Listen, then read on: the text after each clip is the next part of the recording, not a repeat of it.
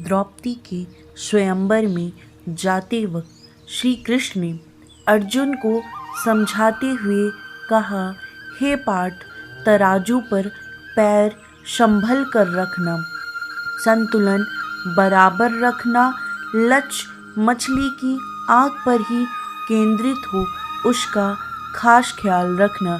यह सुनकर अर्जुन ने कहा, हे प्रभु, सब कुछ अगर मुझे ही करना है तो फिर आप क्या करोगे?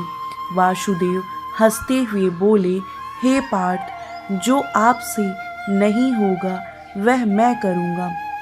पार्थ ने कहा, प्रभु, ऐसा क्या है जो मैं नहीं कर सकता?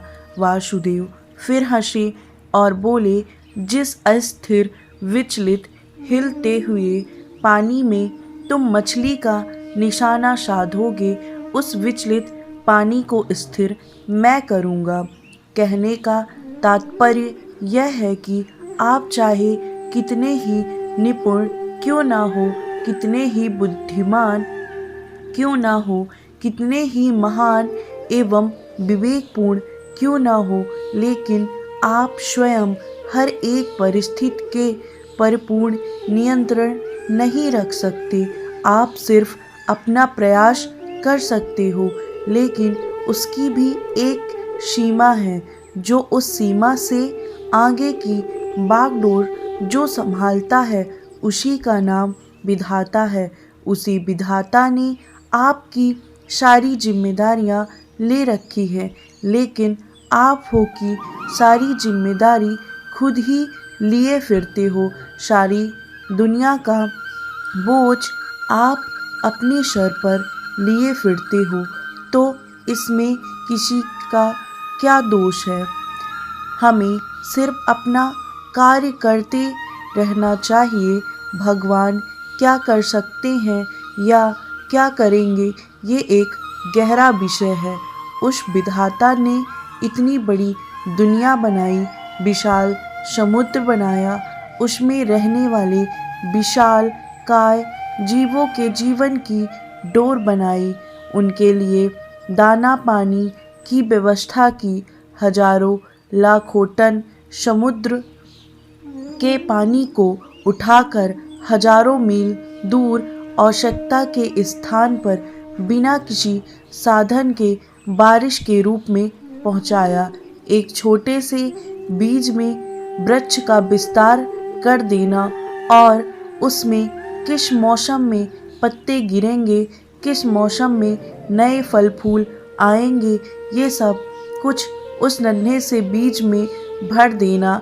उस विधाता ने चींटी से लेकर विशालकाय हाथी जैसे जीवों का दाना पानी की व्यवस्था की। उसमें विश्वास रख, कर्म कर। जो तुझे नहीं दिख रहा है वो उसे दिख रहा है। जो कुछ तुझे मिल रहा है वो तेरे भूतकाल का फल है और भविष्य तेरे वर्तमान के कर्म के बीच पर टिका है। इसलिए परेशान और हैरान मत हो। जो कुछ मिल रहा है वो तेरे द्वारा ही किया हुआ कर्म का फल है और उस विधि के विधान में सब नियत है। यहाँ राजा और रंक सब तेरे कर्मों का फल है। उसे किसी को राजा और किसी को रंक बनाकर कुछ नहीं मिलेगा।